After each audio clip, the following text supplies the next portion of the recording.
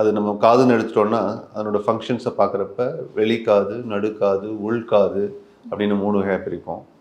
இந்த வெளிக்காதில் பொறுத்த வரைக்கும் நம்ம காமனாக பார்க்கக்கூடிய ப்ராப்ளம் பார்த்திங்கன்னா வேக்ஸ் பில்டப் ஆகிறது, இன்ஃபெக்ஷன்ஸ் வருது.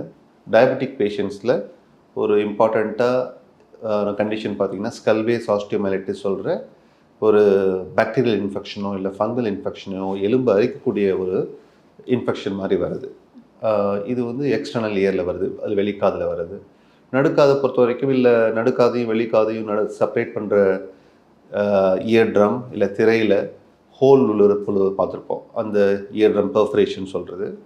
சில சமயம் அந்த கொலஸ்டமான்னு சொல்லிட்டு எலும்பு அரிக்கக்கூடிய ஒரு நோய் அது வரும்.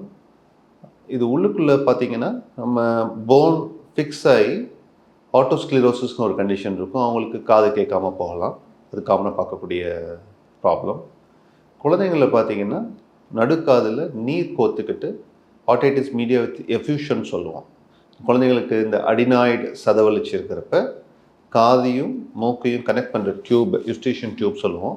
அங்கே அடினாய்டு வளர்ந்து அது பெருசாகி அந்த டியூபை பிளாக் பண்ணி அதனால் அவங்களுக்கு நடுக்காதில் நீர் கோத்துக்கிட்டு அவங்களுக்கு பெயின் வரதோ வலி வரதோ இல்லை காது கேட்காமல் போகக்கூடிய சான்சஸ் இருக்குது. இது ஒரு மிடில் இயரில் வர பிரச்சனை.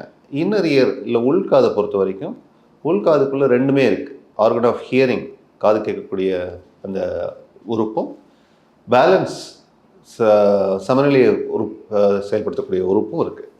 ஸோ இப்போ அந்த ஹியரிங் ஆர்கன் வந்து அஃபெக்ட் ஆனிச்சுன்னா ஹியரிங் லாஸ் வரும். அது வந்து சென்சரி நியூரல் ஹியரிங் லாஸ் சொல்லுவோம். பேலன்ஸ் ஆர்கன் அஃபெக்ட் ஆனிச்சுன்னா அதனால் வர கண்டிஷன் வந்து வெர்டிகோன்னு சொல்லுவோம்.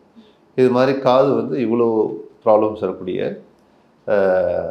ஒரு ஸ்ட்ரக்சராக தான் இருக்குது.